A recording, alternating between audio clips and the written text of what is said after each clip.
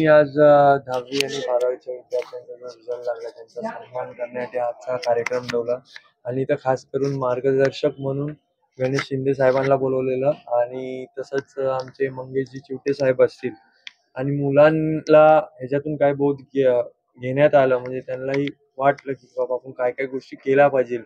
जसं त्यांनी काही गोष्टी सांगितले की आपण हवेत नाही राहिलं पाहिजे, रियालिटीमध्ये काय चाललंय. जसं आजचा जो एरा आहे आपण डिजिटल इंस्टाग्राम आणि त्यात न राहता रियालिटीमध्ये राहिलं पाहिजे. आणि आज माझ्या वाढदिवसानिमित्त आज आम्ही सगळ्या पदाधिकाऱ्यांनी माझ्या मित्रांनी ठरवलं की या विद्यार्थ्यांचा गुणगौरव सोहळा घ्यायचा, त्यांना सन्मान करायचा. कारण की आपण बघत आहात की आजकाल सगळं डिजिटलायझेशन होत आहे आणि राजकारण बोललो तर नुसतं मोठे बॅनर, लाईटी, पार्टी, रील आणि हे.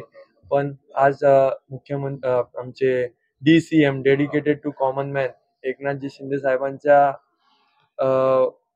मार्गदर्शनावर आम्ही ह्या मुलांचं म्हणजे त्यांना आम्ही इथं मला वाटतंय 10 विद्यार्थी सुद्धा होते 10वी 12वीचे आमच्या स्लम एरियामधले वाड्या वस्त्यांचे, त्यांना सुद्धा देखील मदत करण्यात आली 15-15 हजारची.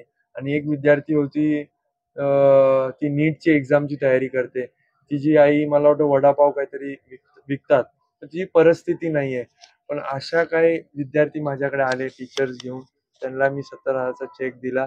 आणि जेही गुणवंत विद्यार्थी असतील 90% वर असतील, 80% वर असेल, कोणाला डॉक्टर बनायचं असेल तर मी ममित चौगले नगरसेवक म्हणून त्यांना मदत करणार. आणि आमचा सगळा चौगले कुटुंब असतील, मित्र परिवार असतील, आम्ही सगळे अशा विद्यार्थ्यांच्या पाठी उभं राहू आणि ऐरोलीमध्ये जास्तीत जास्त डॉक्टर, शिक्षक असे मोठे मोठे पदाचे. खूप अभिमान वाटते की त्यांनी मला एवढं सगळं म्हणजे एवढं माझ्यासाठी एफर्ट्स घेतले आणि पैसे दिले त्यांनी मला 70,000 रुपये माझ्या एज्युकेशनसाठी. मला एक MBBS डॉक्टर व्हायचं, मी त्यांना फक्त एक स्वप्न सांगितलं होतं. त्यांनी त्या स्वप्नावरती म्हणजे मला मार्ग दाखवला, पैसे दिले त्यांनी मला. PW फिजिकॉलमध्ये बिना काय विचारायचं, परिस्थिती काहीच विचारायचं, त्यांनी मला ऍडमिशनसाठी त्यांच्याकडनं पैसे दिले. काहीच विचारलं नाही त्यांनी मला. फक्त एवढं बोलले, तुला शिकायचंय ना शिक म्हणे, जेवढं शिकायचंय शिक म्हणे, वरपर्यंत जा म्हणे तू म्हणे. काय खूप छान फील होते. असं तर कोणी देत नाही, लेकिन त्यांनी दिलं. म्हणजे त्यांचं म्हणजे कसं आहे की एज्युकेशनसाठी मुलं पुढे झालं पाहिजे, त्यांची सोच ती खूप आवडली मला.